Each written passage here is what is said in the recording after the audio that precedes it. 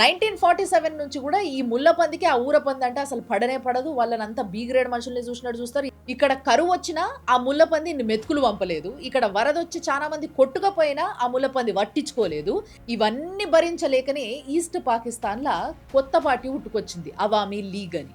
అటు పాకిస్తాన్‌లోనేమో జిన్నా ముస్లిం league, ఇటేమో బంగ్లాదేశ్‌ల Awami league. ఇంకో party ఉంది, అదే జమాత్ ఏ ఇస్లామీ. పార్టీషన్ అవ్వక ముందే 1941లోనే ఇక్కడ ఇండియాలోనే పుట్టింది అది. ఇప్పుడు అది 3 దేశాలలో ఉంది. అక్కడనేమో జమాతే ఇస్లామీ పాకిస్తాన్, జమాతే ఇస్లామీ హింద్, జమాతే ఇస్లామీ బంగ్లాదేశ్.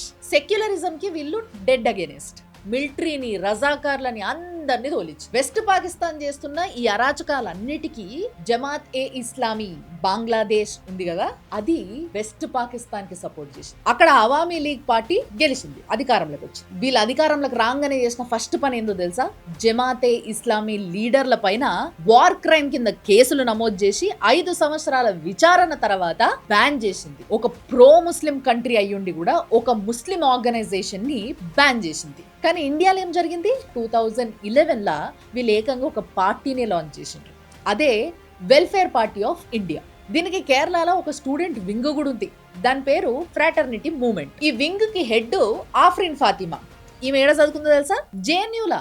ఎర్నాకుళంలో ఉన్న మహారాజా కాలేజ్ లా స్టూడెంట్ ఎలక్షన్స్ గెలిచింది 2017లా. దాని తర్వాత 2019లా జేఎన్యూలో కూడా గెలిచిండ్రు. అండ్ ఇప్పుడు ప్రస్తుతం కేరళ, వెస్ట్ బెంగాల్, తమిళనాడు, రాజస్థాన్, ఉత్తరప్రదేశ్ అండ్ కర్ణాటకలో యాక్టివ్గా ఉన్నారు. ఇండియాలో ఎక్కడ యాంటీ నేషనలిస్ట్ మూవ్మెంట్స్ జరిగినా అక్కడ ఫస్ట్ రోలో వీళ్ళందరూ ఉంటారు అన్నట్టు. వీళ్ళు ప్రొటెస్ట్ చేసేది ఏంటిదో తెలుసు కదా?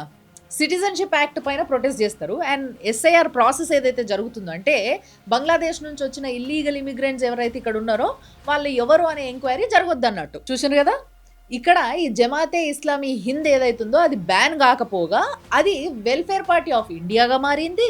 దాంట్లో నుంచి ఫ్రెటర్నిటీ మూవ్మెంట్ అనే ఒక స్టూడెంట్ వింగ్ ఏర్పడ్డది. వాళ్ళేమో అన్ని రాష్ట్రాలు వాకి కాలేజ్లలో తిష్టేస్తున్నారు. యాంటీ నేషనల్ యాక్టివిస్ట్లకి వీళ్ళు ఒక వాయిస్ అవుతున్నారు. ఇప్పుడు మొహమ్మద్ యూనిస్ బంగ్లాదేశ్ లో అధికారంలోకి రాంగని ఏం చేసిండు?